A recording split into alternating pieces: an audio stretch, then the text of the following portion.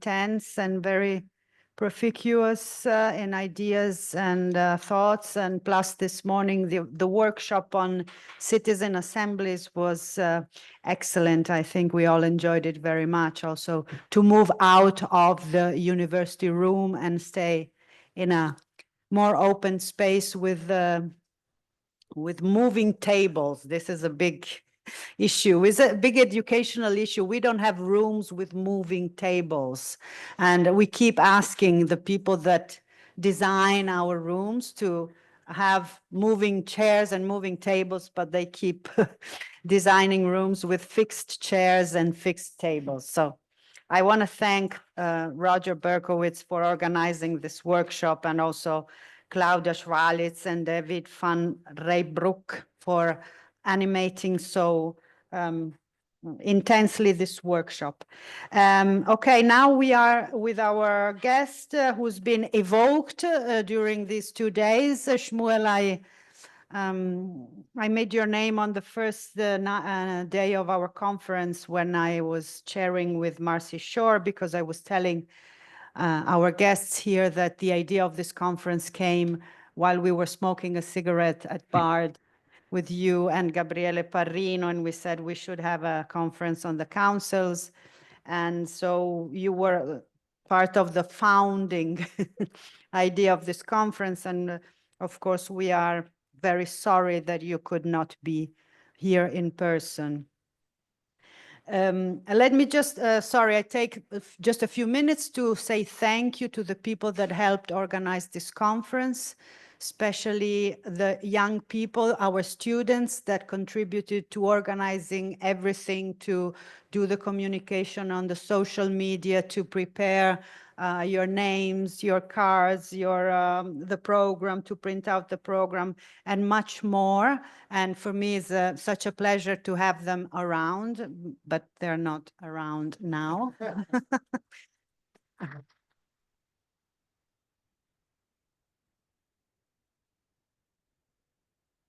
Oh, they're putting the tables. Okay, they're moving the tables.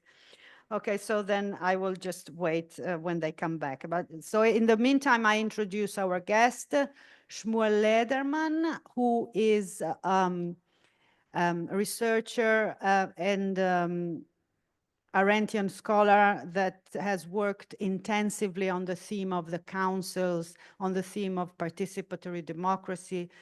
His book, 2019, Hannah Arendt and Participatory Democracy, A People's Utopia. It's been a book that has inspired many of us. And Shmuel was here discussing his book, was here in Verona discussing his book maybe a few years ago now. I think it was before the pandemic, wasn't it? Yeah. Yes. And at the time we were discussing the book with Shmuel and Matteo Bortolini, whom I will present in a second. So Shmuel works at the University of Haifa, and he's been actively working on the theme of the council participatory democracy, as I said, and also working as a public voice in Israel regarding the current situation. I will not say more on this because Matteo will say about it. I just quote one of his last articles that came out in the Holocaust Studies in 2025, Ordinary Man and the Banality of Evil, Recovering the Conversation Between Arendt and Browning. So welcome, Shmuel, and thank you for being here with us in spite of the situation today. I will present also the discussant, Matteo Bortolini. Matteo Bortolini is a friend, longtime friend, Arendtian scholar. He is unfortunately a sociologist. Nobody's perfect, but so the interesting thing is Matteo is a sociologist that works a lot with theory, so we will forgive him for being a sociologist. And Matteo has been Matteo is writing a paper on Arendt and the councils since 2002, basically. So it's a long story about this paper that he wrote. He sent it to me. We discussed it. He sent it to a journal. They asked him to do some reviews. He never did the reviews. So this article is always in the making. But so no, with Matteo, we've been together in many projects. And actually, I must say that my first book published in Italian was thanks to Matteo, who proposed to put together sort of my PhD dissertation and reformulate it in Italian for an Italian publication. So Matteo is part of my... Go back. Yes, go back a very long time ago. Okay, so I will leave now the floor to Matteo to present, no? I would just leave the floor to Shmuel to his talk. And so, and the title of his talk is the Arendt Councils in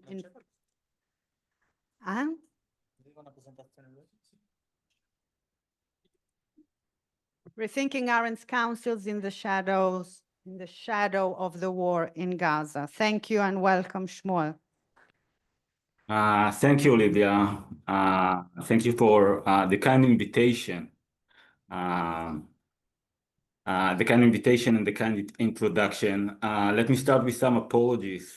First of all, an apology that I can't be there with you. First of all, just to make sure, can you hear me okay? Everybody in the crowd? Yes. Okay. So again, apology that I can't be there with you. I really would have loved to be there in person, but as you probably know, we have several wars going on in one form or another in Israel.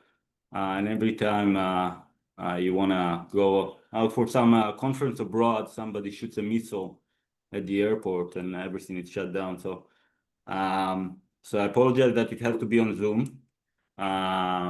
And if anything goes wrong with the talk, just remember it's because of Zoom, not because of me. Just keep that in mind. Let me say in advance what I try to do in this paper and in this talk.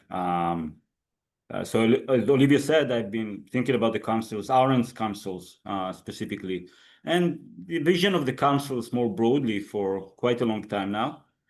But inevitably, what's been going on in Israel, even before October 7, 2023, and the war in Gaza, made me think about, I guess, what Arendt would have said about the whole situation, or to try to think with Arendt about the whole situation much more.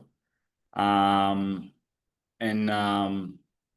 you know, apart from the councils, and also with specific connection to the councils, and to try also to rethink, and this is what I'm going to try to do in this presentation, to try to rethink what the councils meant for Arendt when she presented them. Let me share just my presentation. So I could share some of the quotations I'm gonna build on in this talk. So I hope you can see the presentation now. Let me just make sure that the clock is working. So that the title, Rethinking Arendt's Councils in the Shadow of the War in Gaza. One might say the war on Gaza in many ways. And let me start with a simple observation. Very often when scholars of Arendt think about her advocacy of the councils, they mainly focus on texts like her essay on the Hungarian Revolution, or on revolution, of course. Maybe also one of the last interviews she gave that was published in The Crisis of the Republic, where she also mentioned the councils as something, as a kind of a people's utopia, right? Might be a utopia, but you know, at least a utopia that comes out of the people themselves and not from some ideologues or something like that. And it's often forgotten that scholars don't really pay much attention to the fact that she actually mentions the the councils already in the 40s in two main contexts.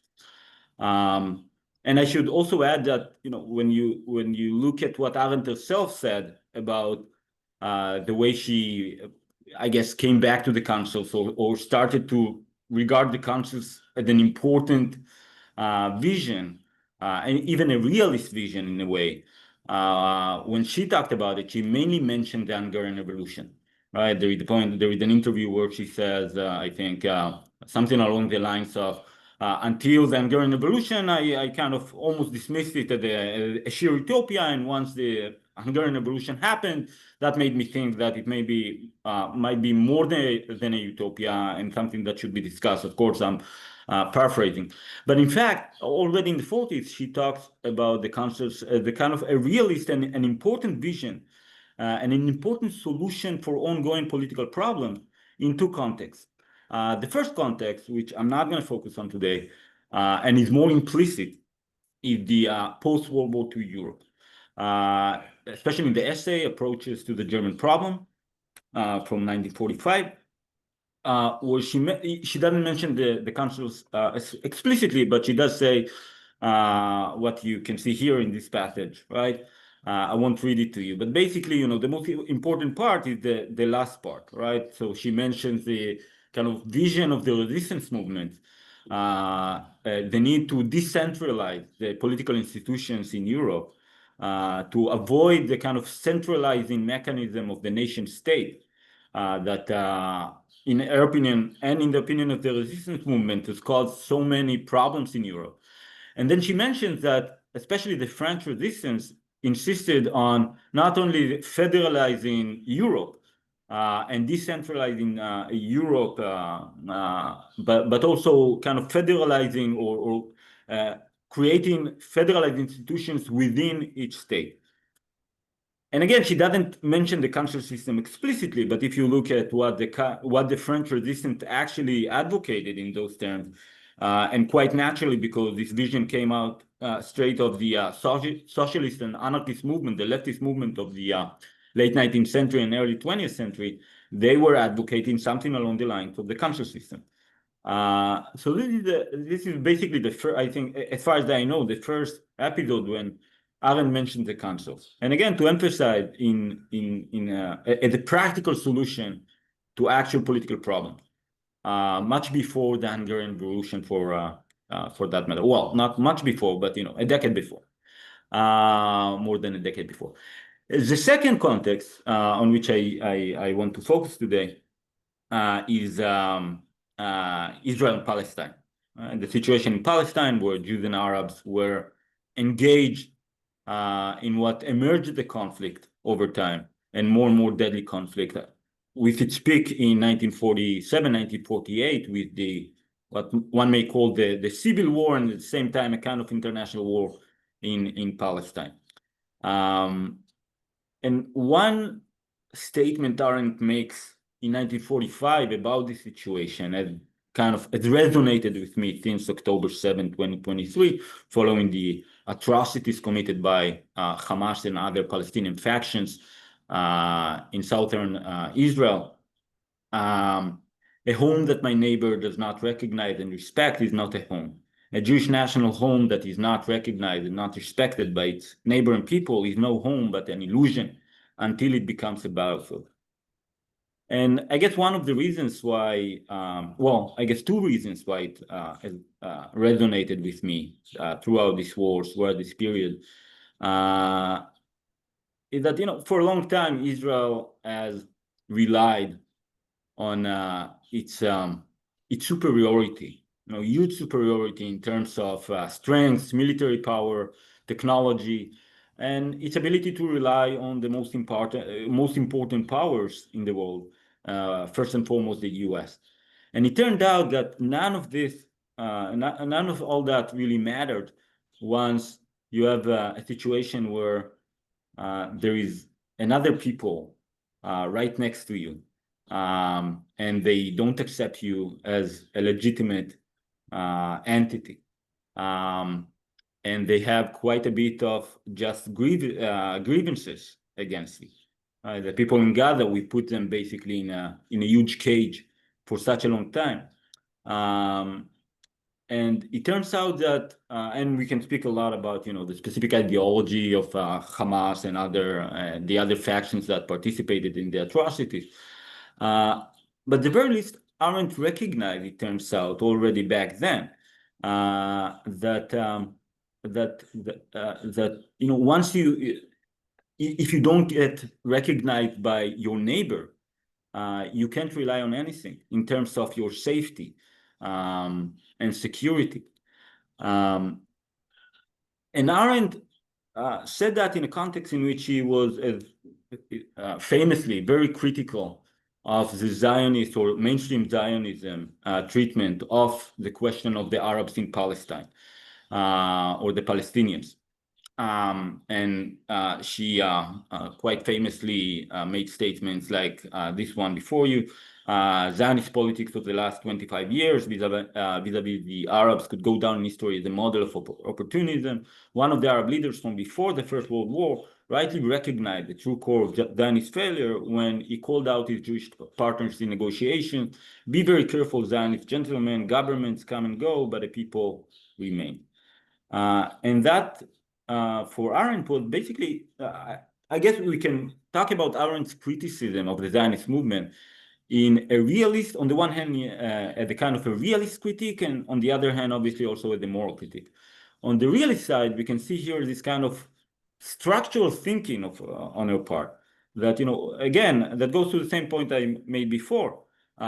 You can't read of the fact that there is another people here and they're going to stay. Great powers come and go. Your abilities come and go. But a people remains, and it turned out that it did remain. And in the same spirit, in 1948, she writes, Palestine is surrounded by Arab countries, and even a Jewish state in Palestine with an overwhelming Jewish majority would be a very precarious structure without a prior agreement with all the Arab peoples on all its borders. And eventually, even when she was skeptical at first, but even in a scenario where the Jews actually win the war against all these Arab armies, she pointed out, even if the Jews were to win the war, its end would find the unique possibilities and the unique achievements of Zionism in Palestine destroyed. The victorious Jews would live surrounded by an entirely hostile Arab population, secluded inside ever-threatened borders, absorbed with physical self-defense to a degree that would submerge all other interests and activities. And I guess one can debate to what extent Israel has been like that so far. I think to a large extent it has been like that so far. But obviously, I think quite much more clearly after October 7, again, the context of, against the background not just of the war in Gaza, but again, the ongoing wars that we've been conducting against 5 or 6 countries, I guess, by now. I think, this kind of prophecies or predictions on the part of Arendt seems to be especially prescient. And I would say the kind of another pressure or another prophecy or another, I guess, a very acute sense of reality by Arendt. It's also worthwhile her point about the most important part of one in 1950, after Israel won the war against the Arab armies and against Palestinians in Israel. Precisely against this background of surprising and I mean, at least at the time, surprising and huge Zionist victory or Israeli victory, Arendt keeps insisting that there is one problem that is not going to go away. And I think it's worthwhile to read what she says here in this paragraph at some length. And I apologize for the many quotations, but I think they do point to important issues that are persisting today and are part of the story of Israel and Gaza specifically. So she says the most realistic way to measure the cost of the people to the peoples of the Near East of the events of the past year is not by casualties, economic losses, war destruction, or military victories, but by the political changes, the most outstanding of which has been the creation of a new category of homelessness, the Arab refugee. And of course, she means the Palestinian refugees that were either expelled directly by Israel or fled and were not allowed to return to Israel. Something like 750,000 Palestinian refugees. Incidentally, 2/3 roughly of the Gazan populations are refugees from 1948, and some also from 1967, because there was a lesser expulsion of the Palestinians from the newly occupied territories, the West Bank and Gaza back then. This, says Arendt, not only form a dangerous political irredenta dispersed in all Arab countries, much worse, no matter how their exodus came about, their flight from Palestine made the old Arab claim against Zionism finally come true. The Jews simply aimed at expelling the Arabs from their homes. What had been the pride of the Jewish homeland, that it had not been based upon exploitation, turned into a curse when the final test came. The reactionary Arabs of the Near East and their British protectors were finally proven right. They had always considered the Jews dangerous, not because they exploit the Falachim, the Palestinian peasants, but because they do not exploit them. It's sometimes said that Arendt didn't pay much attention to settler colonialism, and what in contemporary terms it's called settler colonialism. And I think it's wrong on all kinds of counts, including when it comes to the Native Americans and so on. But I think what we can see here in this kind of overlooked sentence or passage is precisely the idea of what we call today settler colonialism, namely that it's precisely when you do not want the population, when the struggle is over the land, and you are less interested in exploiting the population because you don't need them, you are not interested in them so much as a labor force, but rather, again, you're interested mainly in the land, that we find the expulsion and very often the elimination of the native. And Arendt, of course, without using this term, settler colonialism, she basically said, well, basically what the Zionists did here is supposedly prove to anyone who's interested in the question exactly what was argued against them by the reactionary Arab, that all they are interested in is, or the fact that they don't exploit the Arab population in Palestine is exactly the problem, because that means they want to get rid of them. And again, that seems exactly what the Zionists, by the expulsion of the Palestinians, it is exactly what they supposedly proved. There is an Israeli analyst, a very important Israeli analyst, who specializes in the Hamas movement and the Palestinian movement in general, Palestinian nationalism in general.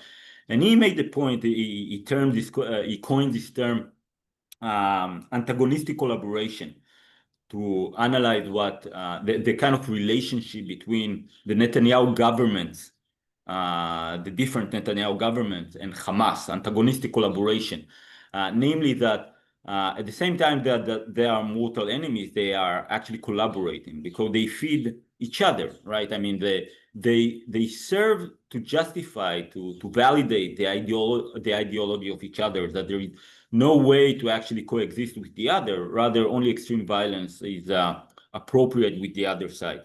And they serve each other in terms of justifying their ideology and mobilizing people into their cause.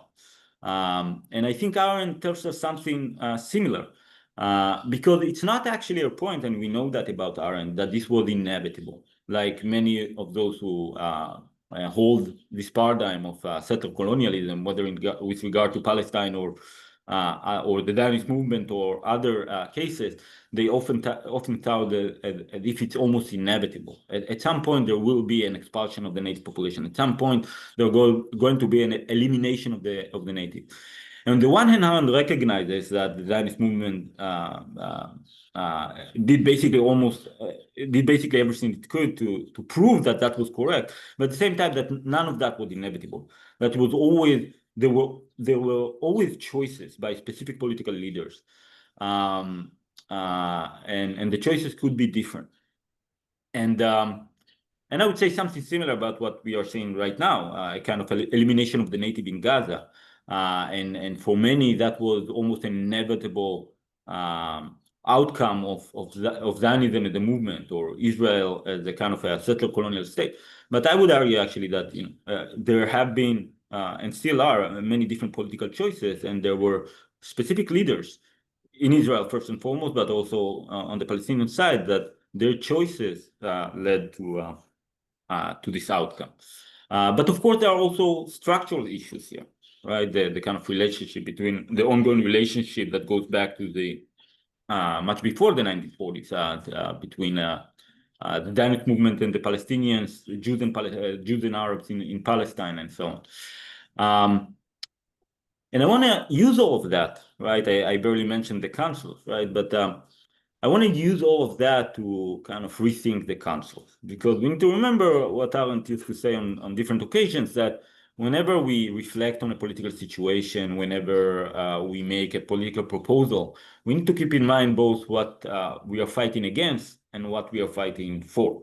And I think in order to understand what the council, what was the meaning of the councils, the potential of the councils for Arendt, I think we need to look at the specific context in which he advocated them, in this case, the context of Palestine, and to try to think, especially today, what she was warning against, and what she was hoping for. And so far, I focused on mainly what she was warning against, right? And we need to remember that it's precisely in this context that she proposed the councils as part of a broader federation, as a different political choice, as a different political institutions to deal with the situation in Palestine. So in other words, it's again the background of all of this analysis that we just saw, and all of these warnings that we need to think about the meaning of the councils for her, not just in the context of Palestine, but when she writes about them more extensively in her later writings. So just as a reminder, so in Palestine, for her, the alternative to the kind of sovereign nation state that the Jews and the Arabs strove for was a kind of federation in which there are, first of all, two national homes, one for the Jews and one for the Palestinians.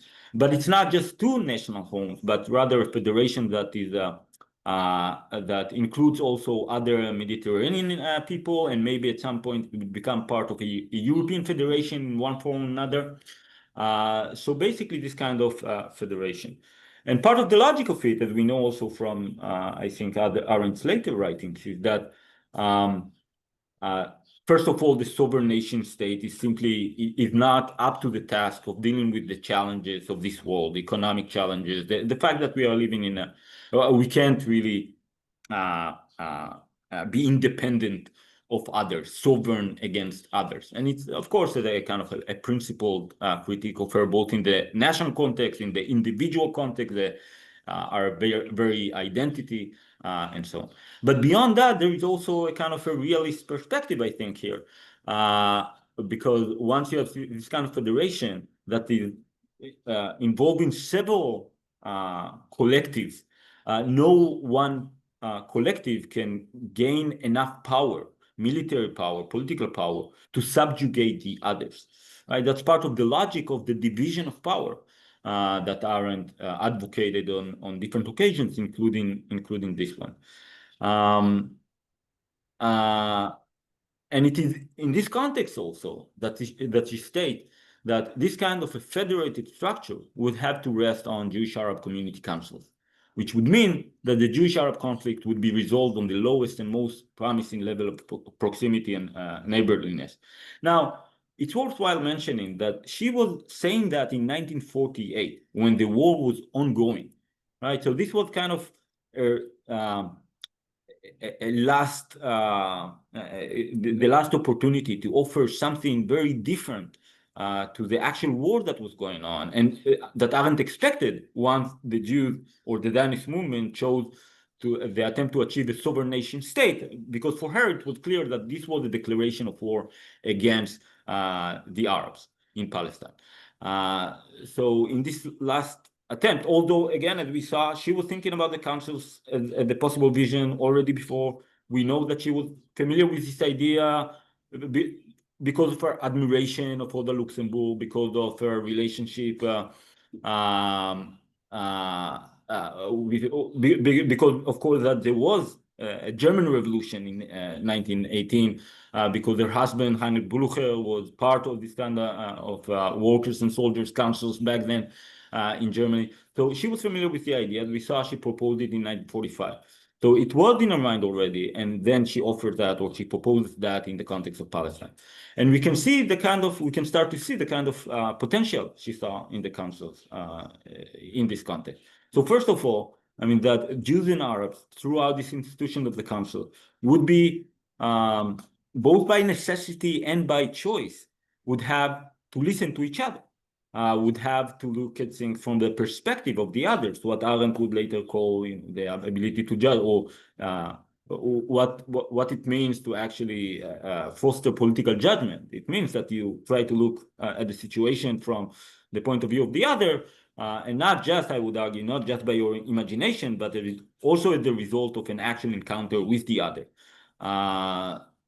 It also means that Jews and Arabs will have to act together, speak together, right? So I think, when we think about what she means when she says the Jewish-Arab conflict would have to be resolved on the lowest and most promising level of proximity and neighborliness, we need to think also in terms of what she, the kind of capacities or potential she saw in politics in general, and we know from her later writing. But beyond that, we need to notice also that for her, the councils were not just a solution, or the potential of the councils. Let me mention another thing. I mean, for Arendt, it's not mentioned here. For some reason, I removed it. But she also mentions in this context that the Jewish and the Zionist and Palestinian leaders, they tended to think about the whole situation in ideological terms. And they were actually promoting a confrontation between these two peoples. So using or establishing the institution of the councils was also meant to bypass this dynamic, to bypass the ability of the political leaders to lead to a confrontation. So that's also important to keep in mind. And in that sense, we can think about the councils, again, in the same spirit she talks about them later on, the kind of an institution from below, obviously, that bypasses not just the tendency of political leaders to follow ideology, to follow specific interests, and so on, but also institutions that allows people to participate allow the opportunity and spaces to participate on a daily level. But we need to recognize also that when Arendt thinks about this potential of the councils and the kind of a different mindset that behind it, she thinks not just about the Israeli-Palestinian situation.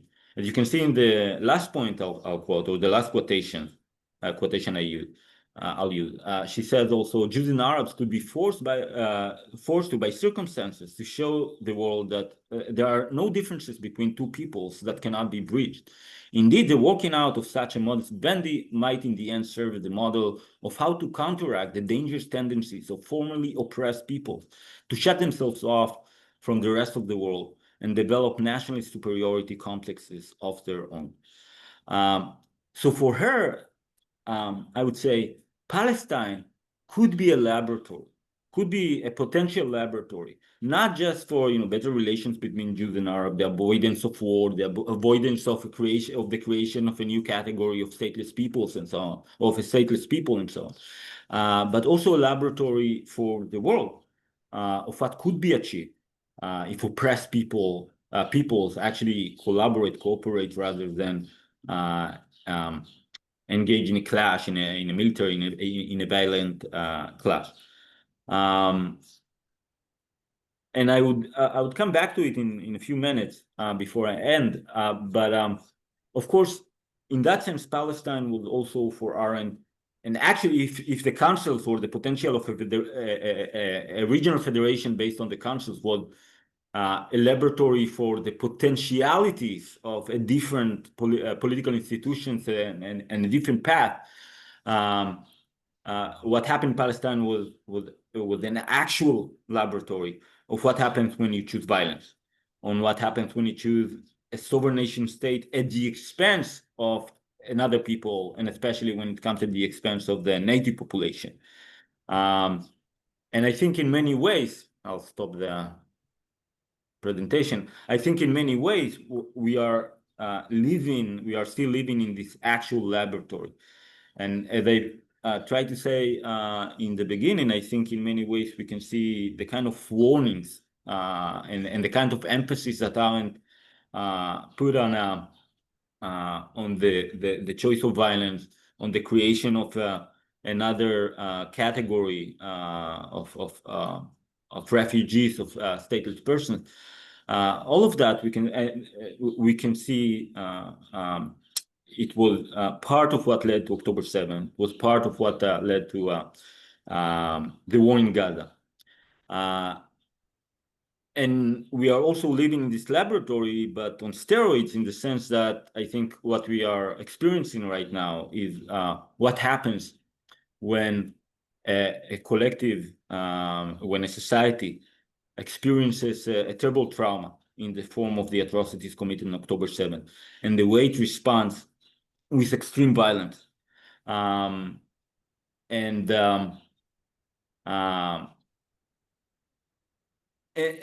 I think that's also a part of at least one thing we can say about that it goes to the broader point that Arendt tried to make. At the end of the day, I think the councils, or the proposal of the councils, partly the critique of the sovereign nation state, was also one way of many in which he tried to tell us, our national and international institutions are basically broken. They cannot really address the kind of challenges we face today. And I think, what we are seeing in Gaza and the background to it reflects, at least for many people, shows to many people how accurate it was, not just how accurate it remains. I think it shows to many people how broken are, the kind of institutions that we rely on to preserve, a liberal order, to preserve a humanitarian order, to try to preserve an order that is not at least extremely violent. And in that sense, and that would be my last point, I think that's precisely what Arendt meant to say when she talked about the idea of humanity, right? That the idea that we are all, whether we like it or not, in a globalized world, we are all, we bear responsibility for things that people might be doing on the other side of the world. And we also going to suffer the consequences of what people are maybe doing on the other side of the world. Because I think, basically the kind of violence that Israel is inflicting in Gaza is allowed to happen as a kind of a legitimate, basically no one is safe. And I think that's part of what Arendt tried to say to us, and that's part of why she advocated radically different political institutions. And the council in that sense remain, or the council system in that sense remains a utopia, like it was when Arendt proposed it in the 1940s and later on. But at least it might be a utopia, or at least we need to keep in mind the kind of mindset that was behind it, that I think manifests in everything that Arendt wrote, among other things, about the Israeli-Palestinian conflict. And I think we can see today how, again, prescient it was. Because basically I think we are living our warnings, and the actual laboratory she warned against only on steroids. So I'll end with that, and I would love to hear your comments and questions.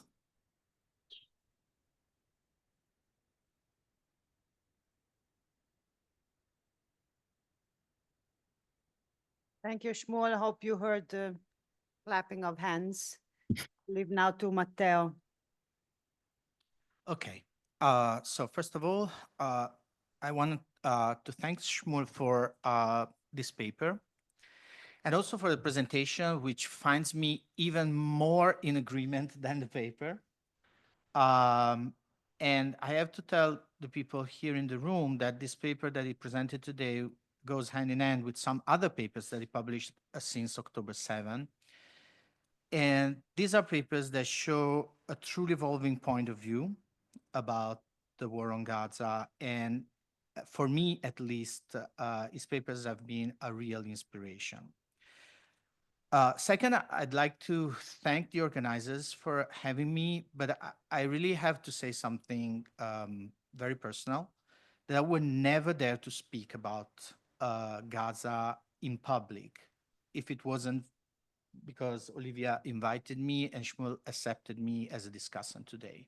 I would never do that because I think it's such a overwhelming subject that I have my ideas. I've been an activist or whatever, but I would never do that. But they called me, so I came. This said, so Olivia told you I started to write a paper on Arendt's councils in maybe the year 2001.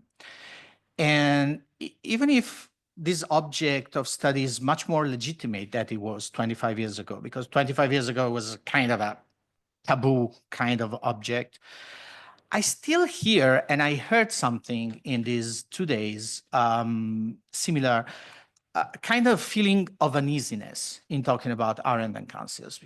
Too sketchy, unrealistic, utopian, but Shmuel just told us it's not so, okay? And I want to embrace this idea. I want to embrace the idea of a council republic or a council federation as developed by Hannah Arendt as manifesting the fact that we are wounded in a way, as an horizon, as a mindset, as Shmuel said, as something that allows us to think something different, because precisely because we are not able to do that, we are unable to think something that is completely out of the box of existing political institutions.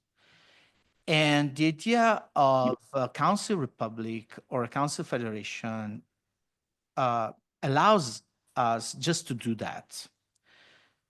So my main point, so I agree with everything that he said, so I'm not a very good discussant because I agree. I will just try to bring what Shmuel said in a more radical direction, okay? So my main point is that our political institutions have not been hijacked by some evil or sociopath or even psychopath band of characters, even if from an empirical point of view, in 2025, this may be the case. The point is that our political institutions are flawed by design. This is the main point of Arendt's theory of council democracy. This means that, first, our loyalty to existing institutions or solutions might well be partially, or I think wholly, delusional. The Italians in this room know this kind of a mantra that we repeat again and again, that we have the most beautiful constitution in the world. Well, maybe not. Maybe not.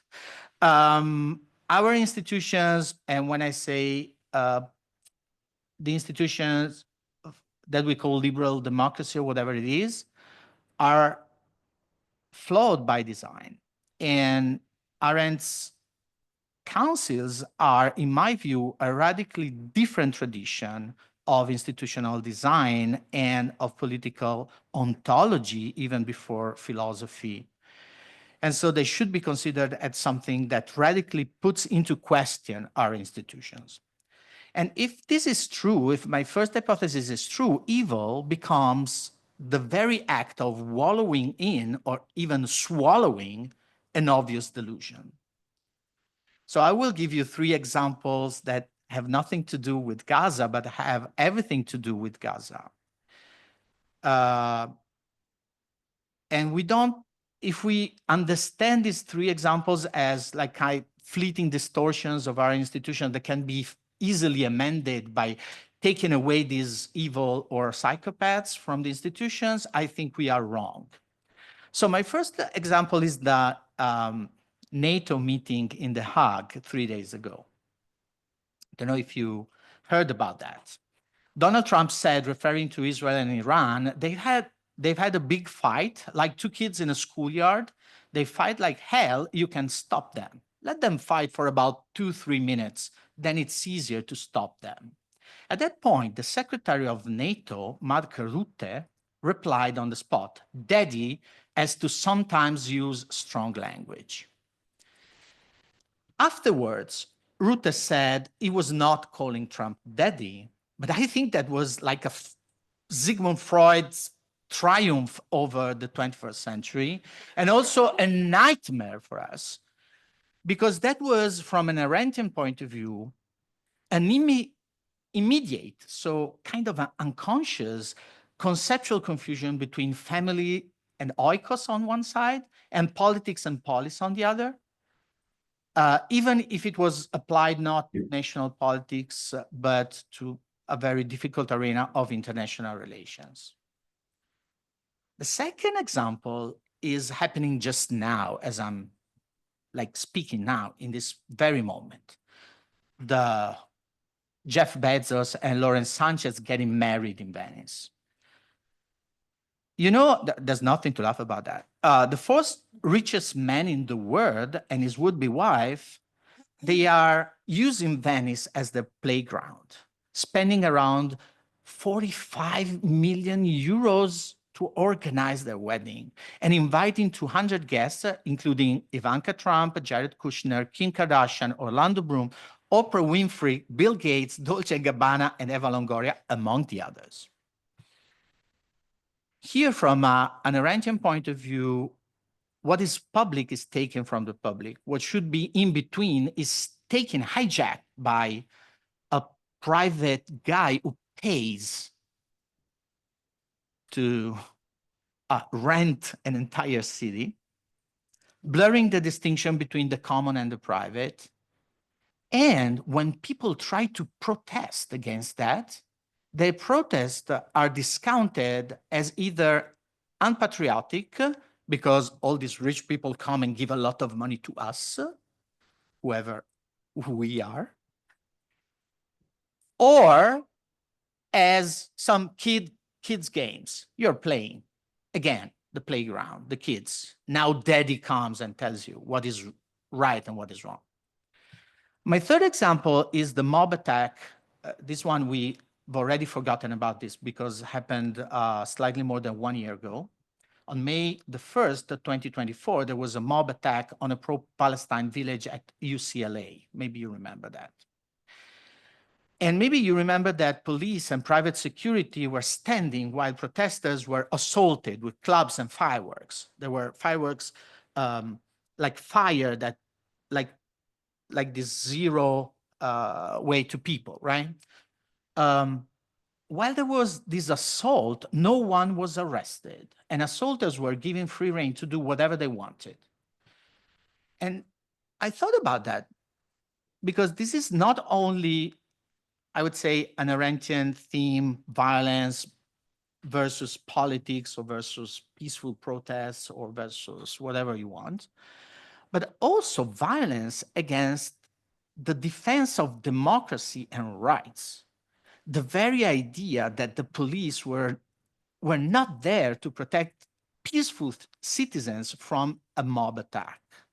And also, one thing that I've been thinking about a lot, because there's something also happening in LA these days, which is the ICE arrests, that arrest people irrespective of their status as citizens or not citizens, with papers, without papers, that have been arbitrary arrests and violent arrests in full daylight.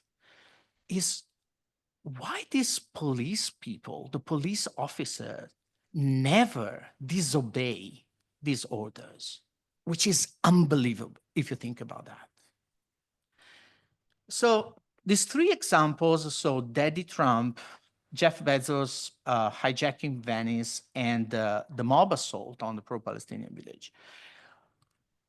What is their connection to Gaza? I would say they're stretching things a bit, but only a bit. And I'm saying that just because then people say I'm too radical, but I don't think I'm stretching, but I would say I'm stretching. I see all these examples as belonging to the same logic of permanent security that Shmuel Lederman was talking about, which I think is not anything that has to do especially with settler colonialism or Israel and Palestine, but it has to do with Thomas Hobbes and the Hobbesian metrics on which the individual representation sovereignty complex is built. In other words, and I apologize for what I'm going to say, the war on Gaza is just a radical and maybe the most radical version of the political world we are all living in. It's just our condition if we are inside this kind of political institution, liberal democratic institution built on this matrix of the individual representation and sovereignty complex. So coming to the end. What I think that Hannah Arendt told us by working on the idea of councils is that we should leave the premises, the ontological, philosophical premises of such a situation. And this would be a liberation that should involve all sides.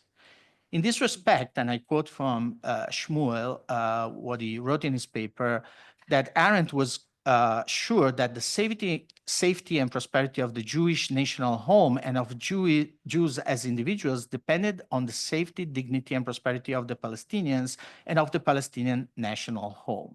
That means that liberation can only be true if it involves every side. And it's here that the councils come into the picture as the building blocks of a new way of thinking of political institutions. And I quote from his paper. And Shmuel says, Arendt believed that the solution to the conundrums presented by the conflict in Palestine was a Mediterranean or even a European federation in which Jews and Palestinians will coexist as national collectives along other national collectives. This was her alternative to attempt to establish a sovereign Jewish nation state at the expense of the Palestinians, as well as the creation of an Arab nation state or an empire in which the Jews would be a minority.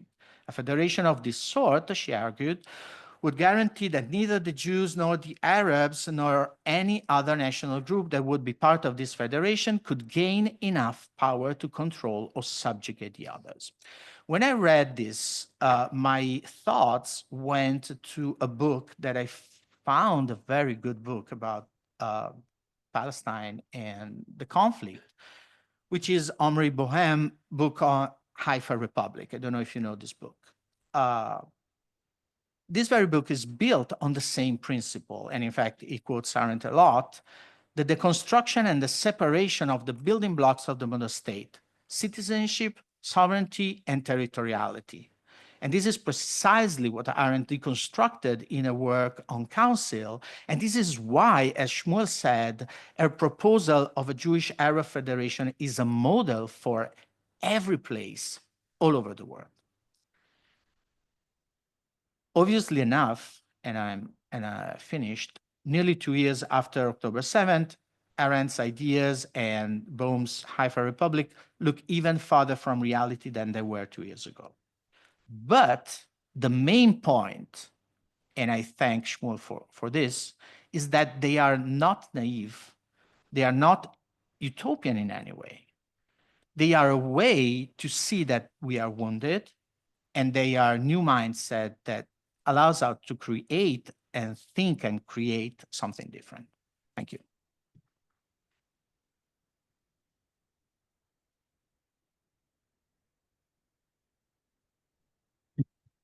Thank you, Matteo. I will reserve my comments for later. Sure. I think I will leave now the floor to questions to Shmuel, to Matteo. I don't know if Shmuel wants to reply to what Matteo just said, or just wait for some questions. I'll wait for questions. I agree with everything Matteo said. So I'll just wait for questions. If somebody has questions, I will ask them to come here and speak at this microphone, because otherwise,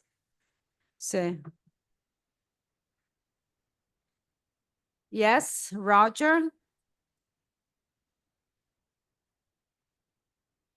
And so if somebody else wants to just think about and raise your hand. So I will, Roger, please, there.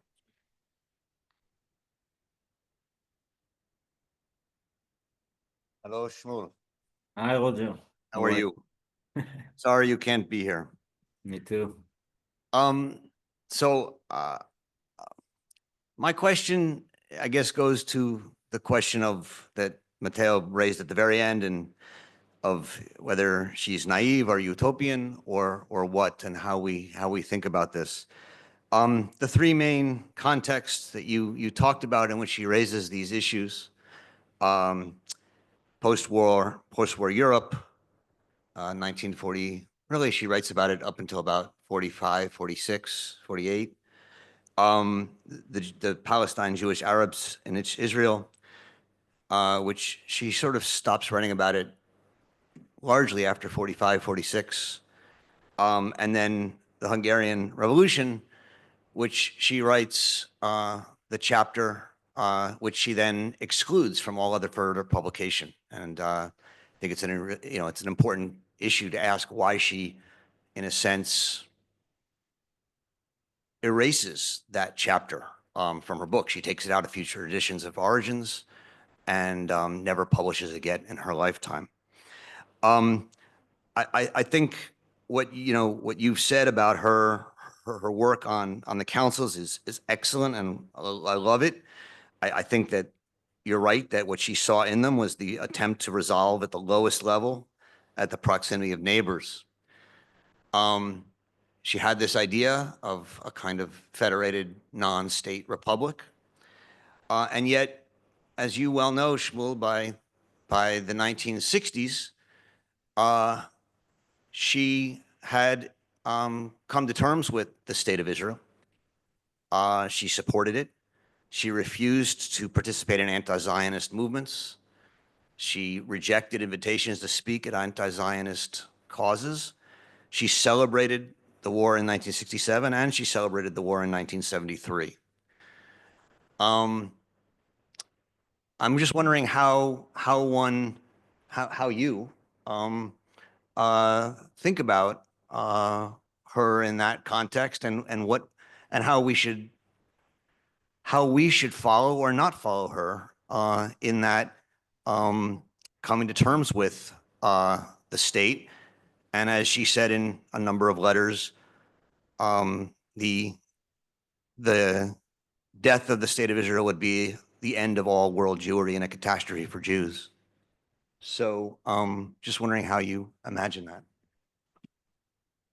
Yes, I think, David, in a letter to Gershom Scholem, she, I think it was, she writes about her surprise of the reception of Eichmann in Jerusalem, because everybody took it to be quite an anti-Zionist or anti-Israeli book.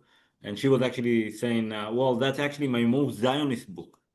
And I think it reflects exactly, what she said she was, kind of a loyal opposition, not necessarily even to Zionism, but within Zionism, or within the broad strokes of support for a Jewish national home in Palestine. And I agree with you completely. Once the state of Israel was established, not only was she accepting it, but for her, it was not all wrong. She did believe in the importance of a Jewish national home. She did think, despite all of her criticism about the sovereign nation state, she also recognized that because of the broken institutions we have, it turns out that she wrote that explicitly in the Origins of Totalitarianism. Right now, the nation state for a specific nation, it remains the only way to guarantee its right to have rights, right? It provides them with a political space where their opinions matter, and where their individual and political rights are being recognized and preserved and safeguarded, right? So I think, at the same time, she was very critical about mainstream Zionism, about the Israeli treatment of the Palestinians, and about all kinds of other issues, but she wasn't demonizing Israel, and she wasn't demonizing Israelis for the most part. And I think that's both. I think both. I guess both sides of this coin are important to this day, even today, right? Because I think it's very easy, especially in light of October 7, to defend Israel despite the many atrocities it commits in Gaza, and not just in Gaza, but of course first and foremost in Gaza. It's very easy, if you are a supporter of Israel in one, or were a supporter of Israel in one form or another, or if you do recognize the need for a Jewish national home or a Jewish state, it's very easy to defend Israel despite of the many atrocities it commits.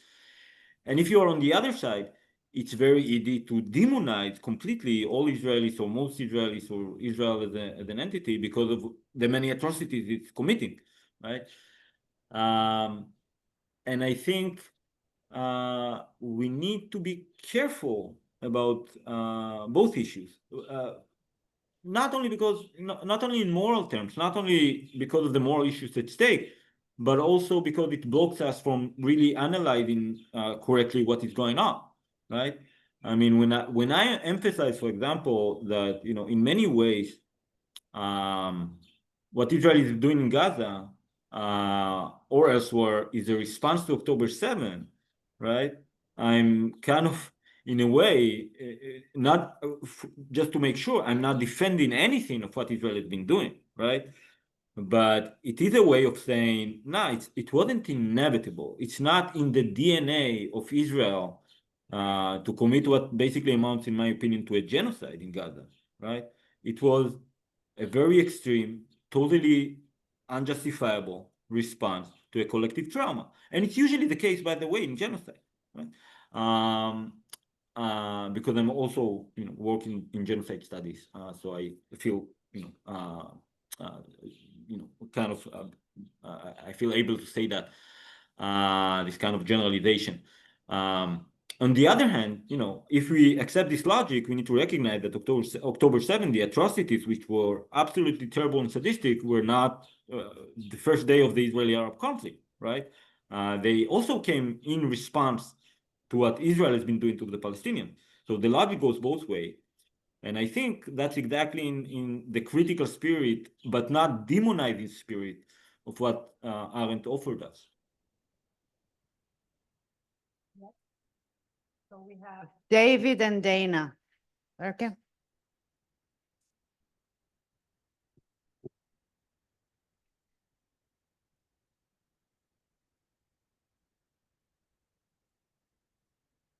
Hi, Shmuel. This is David van Reybroek. We met in New York. David. Good to see you. Good to see you again. In person. I remember from the talk you gave at the Hannah Arendt Center a few years ago, which was on the history of Hannah Arendt's dealing with participatory democracy, that her idea of councils came from particularly two historical examples: the 1871 Paris Commune and the 1917 Spartacus Revolt, within which her own husband had been so deeply involved. Mm-hmm. This is perhaps what she had in the back of her mind when she was writing. And the thing is, both these examples have been repressed brutally in 1871 and in 1917, with the consequences we all know. So I found absolutely fascinating to hear you talk. I really wasn't aware of that she was trying to apply these principles as well in her early writing on the state of Israel, these councils, which could have been a fundament of a federation she had in mind. Absolutely interesting. At the same time, I'm surprised that she was very little aware of the practice, of the way democracy was being practiced in ancient Athens. I mean, she was very familiar with political thoughts about it, and she knew the ancient Greek philosophers, but she was quite unaware of the practices of these participatory democracy in ancient Athens. And especially when I was at the Hannah Arendt Center, I checked her library. One book had come out in 1890 by James Wycliffe Headlam, And she had a couple of his books, his later books, which were on World War I, but he was the guy who wrote the seminal book on how ancient Athens did democracy through lottery. It was the first academic, solid study. She seemed to have been unaware of that. Have you got any explanation for that? And would it have made a difference? And would it have been a better case than using the Commune and the Spartacus insurrection as a model for the council and as a basis for Israeli, the establishment of the Israeli state in the Near East? Thank you. Thank you for the question. I don't have any decisive answer for that. I can only speculate. I would just say, I think, you know, throughout much of her writings, with some exception, Arendt was much more interested in kind of the political theory rather than political history of, you know, certain periods or certain institutions and so on. And I think it applies to, you know, democracy in Greece, right? And I think it applies also to a broader kind of analysis of the history of the councils. Right, because also when it comes to the councils, the way she analyzes them, for example, the separation between the economic and the political functions of the councils, that's, you know, basically a historical fabrication on the part of Arendt, for the most part, right? Or kind of a reinterpretation of the councils in a very Arendtian spirit. And I would say, when it comes to ancient Greece, she was more interested in the kind of political analysis that comes from, or the political theory that comes from an analysis of the differences in approaches and viewpoints between and philosophies. Once one differentiates between Socrates and Plato and Aristotle and what it can tell us about the tradition of political thought, and the need to recover the kind of the tradition that goes from Socrates through Kant and so on, all the way down to Jaspers. So I think she was more interested in this kind of great thinkers and the political principles or the political theory that one can kind of draw out of them, rather than in delving into the actual political history of Greece or the councils or other episodes. I would say and the same, I think, can be said about their comparison between the French Revolution and the American Revolution, and the same can be said. Probably the only exception is the, you know, Nazism, the Holocaust, and so on. So that's at least my, you know, tentative answer. I don't claim to have any decisive one. Thank you. Dana, I would just follow up on this and say that this afternoon we will have in one of our panels Dino Piovan, who will be speaking about Arendt and ancient Greece. And Dino is a specialist of ancient Greece. Dana, please. Hi. I don't think we've ever met. When I started working on Arendt, I learned to stay the hell out of Jewish politics. I will say one thing. I think most of the people in this room would agree that the policy that the Netanyahu government is pursuing in Gaza is evil as policy, and it's a practical genocide. And I think Arendt would recognize that immediately, leaving aside the question of Israel's right to exist. Anyways, that's not my question. Going back to Matteo and Shmuel's presentations, I've detected this in the conference so far. There's a tendency, because it's focused on the councils, to take chapter 6 of On Revolution and sort of talk about the councils as if the previous 5 chapters didn't exist. And that's important simply because, of course, she says that revolution and constitution are like correlative. I forget the exact phrase. It's a relation that they come together in the modern era, right? And you can't have a real revolution without a real constitution, and that's foundation, and that's the rest of it. And as we all know, she's quite enamored of the American Constitution, except for the fact that it left out the townships. So in that regard, to sort of juxtapose a kind of, you know, constitutionalism as politics as usual over against this notion of a federal council republic strikes me that's not where she was going, and that she thinks of the councils in these sort of moments of, in a world in which constitutionalism sort of turned into this machinery. There was a loss of public spirit, there was loss of public freedom, there was loss of public happiness. And that sort of made her look to the fact that indeed there were these moments, whether in the 18th century, the 19th century, the 20th century, where ordinary people could come together and sort of recover these public, recover and discover public spaces of their own, which is not to say she considered the American democracy a failure and that therefore one had to go in the direction of a council republic. So that's my comment. And I'll return to my seat. Thank you, Dana. I would say two things. First of all, about your second point or the last point. So I would actually resist this reading of the role of the councils in Arendt. I know it's a very prominent reading that, at the end of the day, she wasn't treating them as even potentially a permanent political institution. If I understood you correctly, the point you were making, that the idea that at the end of the day, she kind of turned to them when the actual institutions were broken. I would resist this reading. I think that she's actually explicit about the idea that the councils themselves, the members of the councils, they were explicit about the idea that they were they wanted to make the councils a permanent institutions. And when she turns to Jefferson and the idea of small republics, she was reinterpreting this idea in the American Revolution through the lens of the councils. I mean, it's obvious, and she's explicit about it. She had the councils in the back of her mind, and not actually in the very front of her mind.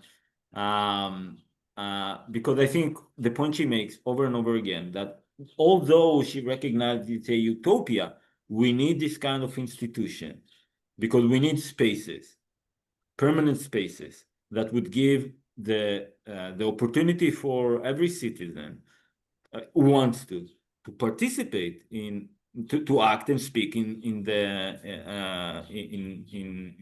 the public sphere, right? I mean, how else one can understand Arendt's advocacy of the ideas that we all need to have an opportunity to act and speak in the public sphere, if not through a proposal that Christian institutions like the councils is exactly the space when one can do that if one is an ordinary citizen and not a politician or a representative. So I think it's not just episodic or just she turned to the councils when everything else went wrong or the constitution went wrong. I think she wanted that to be part of a normal constitution. And I would only add, with regard to your comment about Netanyahu and his evil, I absolutely agree, obviously, but it should be said, right? And it actually goes along with what I mentioned about to be careful not to demonize Israeli society. At the same time, it should be said. There has been, recently there's been more of that, but it should be said that there's been very little criticism, moral criticism, in Israel about what we've been doing in Gaza. Much more denial, much more, even support, celebration of what we've been doing. So definitely, I think, a different government would have probably acted differently in this war. At the same time, it should be acknowledged that, much of Israeli society has been in support of that, and it still is. And again, I would attribute that mainly to the collective trauma and certain perceptions of the entirety of the Gazan population and supporting the crimes that were committed on October 7 and other factors, but that's still that remains the case, I would say. Thank you, Shmuel. So I will just say a few things very quickly. So I take the power of the chair and so exactly following up on your point, and I must say to this audience, for those who have not followed the great Arendtian caravan that moves from Bard to New York to Verona and back to Bard, that this I perceive in this conversation between you, Shmuel, and Dana, that there is an ongoing discussion on this nature of the councils. And in fact, we will listen to Dana's paper later. But it's been an ongoing discussion, and I think it's interesting to combine this discussion with what David and Claudia were saying this morning, namely the fact that what I found interesting in this, also this pragmatic approach, because we're mostly theoreticians here, and we seldom take care of how to practically implement things that we like to think. And I like this idea that you mentioned of having two, I don't know if I use it correctly, but governing bodies. So you have an elected chamber, and then you have a sortitioned chamber. So this strange new idea of a mixed government, which would be interesting, I think. It's interesting because we have to seriously start rethinking our institutions. And since, as we were saying the other day, revolution is out of our framework, let's try to think new institutions in this ways, in this, you know, reformed, slow, but effective way. So I was thinking of this idea of combining an elected and sortitioned chamber. The same could be said of, you have a constitution, you have sort of a traditional liberal democracy, but then you would need as permanent institutions within this democracy the direct experiences of the councils. I think this would be, you know, a way to realistically think these councils, because also what you were saying, Shmuel, in your presentation, this quotation from Arendt, I think this is very important also to the present, when she said, the experience of a shared council, Arab and Jewish, would probably avoid the nationalist superiority complex of minorities. And of course, this nationalist superiority complex, you could see it in both sides, in the Jews and the Arabs, in different terms. So to me, at least, the way I see the participatory dimension of democracy is the antidote to the ideological construction of political identities. The support for the war in Gaza, as you were just saying, is like it's not the same, but there is an apathy in Russia for the war in Ukraine. I mean, you don't see much dissent in Russia for this, because at least the Arendtian reading, the totalitarianism, is that the first thing that totalitarian regimes do, or totalitariarizing regimes do, is that they take away the space of democratic discussion. They favor atomization. They favor the seize of ideology on the people. They impede, basically, that we, to say it very simply in a very banal way, that we make our ideas just by discussing with each other. So ideology has a very strong seize on people, and the easiest ideology is this nationalist ideology or identitarian ideology. So I think that the most effective way we should think of participatory democracy, call them the councils, call them citizen assemblies, call them the town halls, whatever you want to call them, it's to counter this ideological seize on our minds. I mean, this is just very, you know, very simple and very dramatic, but I think this is what she also had in mind to some extent. I don't know if you, Shmuel, want to say something. No, I would just say, you know, I completely agree. I mean, I think that's exactly, I think she did see exactly this kind of different potentialities in the councils, right? And even, and it's not just the councils as an institution, it's the councils as they, you know, emphasize more in the paper itself, perhaps, rather than in my presentation. It's a kind, no less than the institution itself, is the kind of mindset behind it, Exactly. right? And in the context of Israel-Palestine, I mean, it's not that I think, you know, that today we can go back to the kind of federation Arendt advocated back then. right? And for me personally, I think also contemporary versions like, a one-state solution, all of that, many of them are kind of delusional, right? In terms of realistically, how many people, both in Israel and Palestine, would want something like that or would allow something like that to happen? But the mindset behind it, it basically remains, I think, valid. The kind of, sometimes among leftists in Israel, we call it a kind of a binational mindset. Whether we support a binational state or not, the binational mindset, namely a mindset that treat both peoples as equal or should be equal in everything, starting from the right, but today most basically, the value of their lives, right? So the mindset behind it, what you try to achieve, or the very perspective from which you look at the entire situation, that in many ways even more important than the specific institution, although it's also important. Yeah.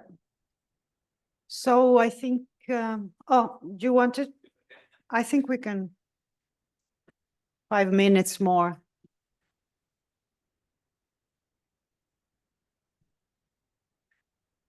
Also say your name, because Shmuel. Hello, I'm Nicholas Pletzer. I'm a PhD candidate at the University of Chicago. Thank you for being with us online, and it's a shame that you can't be with us here today. I've been reading your work for many years, and it's an inspiration. I'd just like to ask you about the recent volume that I'm sure you're familiar with that Thomas Meyer published on two previously unknown texts by Arendt from 1944 and 1958, which appeared in German under the title Über Palästina, on Palestine. Which contains two texts which are entitled American Foreign Policy and Palestine, 1944, and The Palestine Refugee Problem, 1958. And I specifically wanted to bring our attention to this 1958 text, in which Arendt collaborated with a group of people called the Institute for Mediterranean Affairs. And so it's possibly her only co-authored text in a consortium with a group of people. And in that text, she proposes an international organization together with the other people in the group called a Refugee and Repatriation Authority under the authority of the United Nations. And as in this other text, 1944, the Palestine Refugee Problem, American Foreign Policy in Palestine, she reflects on the relationship between imperialism and the situation in Israel-Palestine. And I wanted to ask you about this, about the geopolitical place of the Council project in Palestine, because it seems to me that when she talks about the councils, both in the Federation in Palestine and also in the case of Hungary, actually, in 1958 as well, the same year as she writes this report, she's thinking about how councils might serve as a tool for small nations to not fall under the sway of imperial rulers that sort of protect them, a kind of imperial protection racket. And so it seems to me that that's also a motive. And we seem to always think about the councils in relation to the nation state and say there's a council form that is different from the nation state. But it seems to me that Arendt also thought very seriously about the councils against imperial rule and against imperialism. And this seems to me very important in the context of a kind of a worry on Arendt's part that, if the federation project in Palestine as a binational or multinational federation fails, the result will not only be a kind of ethno-national sovereign state, but also a kind of transformation of American imperial power. Just like the Hungarian councils fell under the control of the Soviet satellite system. And I just wanted to ask you whether you've thought about the councils, not only in relation to the nation state, but also in regard to imperialism in Arendt's terms. Thank you. Thank you so much for this important conversation with us. First of all, thank you for the question. It's such a great question. I'll need, basically an hour to answer it, but I'll try, in the few minutes we have left. First of all, I'm ashamed to say that I wasn't aware of this text.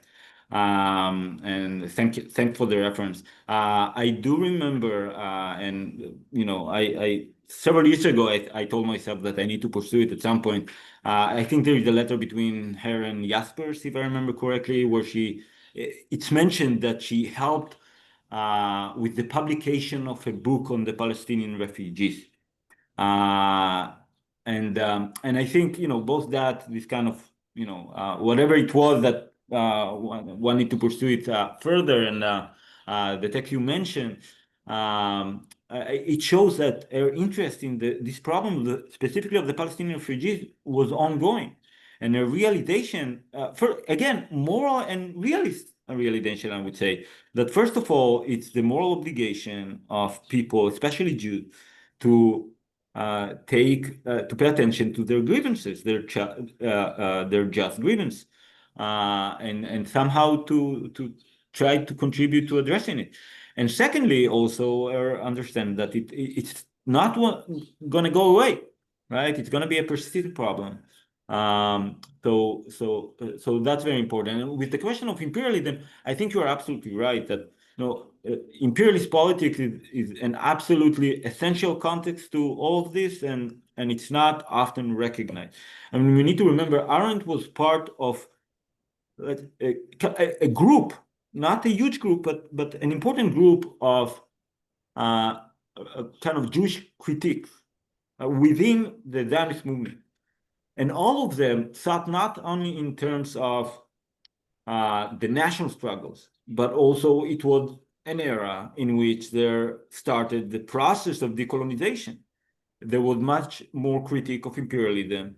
There was, the idea of self-determination, as famously pronounced by President Wilson. The whole discussion was partly also a discussion, and she says that in the text, whether we are going to collaborate with the oppressed people of this world. And obviously she means also oppressed people by colonial European powers, not just European powers, but also by European powers. Or we're going to side with the European empires. And we all know that, and that's, I think, definitely part of the context of Israel-Palestine, where she said, we need to side with the oppressed people. That's political. When she said a federation like that, based on the concepts, is the only realist path to the political emancipation of Palestine. I think she speaks exactly in this kind of anti-colonial terms or anti-imperialist terms. We need to collaborate together against the kind of imperialist politics that mainstream Zionism tend to collaborate with or tended to rely on. And now, only one thing that is important to me. I mean, as we all know, Arendt was one of the first people to talk about the boomerang effect, right? The idea that, imperialism, colonialism, they don't stay abroad. At some point, they come back home. And in the form of, for example, the Nazis, right? Imperialist politics and the Nazis, the boomerang effect. Now, part of the way I've been thinking about, everything that has been happening in Palestine, not only on October 7, definitely on October 7 and since then, but also much before, is exactly what we are seeing. I mean, whatever you think about the discussion about the Zionist movement or the settler colonial movement or not, or whatever, I think obviously, at the very least in the West Bank and Gaza, Israel, Jerusalem and so on, Israel has been engaged in, a completely obvious colonial project. And October 7 is one extreme manifestation of colonialism coming back home, very literally. But it's not only that. Before that, they attempted a kind of a judicial revolution in Israel, led by the settler movement, basically. Before that, the kind of violence that increasingly was aimed not just against Palestinians in Israel, which was, kind of regular, but also against Jewish leftists in Israel. So I would say, I do think, my last sentence, I do think that when Arendt thought about Palestine, the councils, she was also worried about the implications of becoming part of imperialist politics rather than of the politics of liberation and anti-colonial and anti-imperialist liberation. So I think, it's an absolutely important point and definitely one that should be pursued further because, very little, I think, had been written about that when it comes to art. Thank you. Thank you very much to everybody for this intense session. Thank you very much, Shmuel. And let me just take 1 minute to thank the students that I wanted to thank at the beginning of this talk, and they were not here. Are they here now? Yes, they are. So please, Francesca, Carlotta, Sara Maria Gabriele, and then of course Giacomo, Daniele, Natasha, Ilaria, all the members of the Arendt Center here. Would like to thank all of you for contributing to this conference, and thank you, Shmuel. Thank you very much. Thank you. Thank you for your patience. And we really hope I could be there in person, really. you could, we really hope to have you here soon. Yes. Yeah. Thank you. So we'll be back at 3. Bye. Ciao, Shmuel.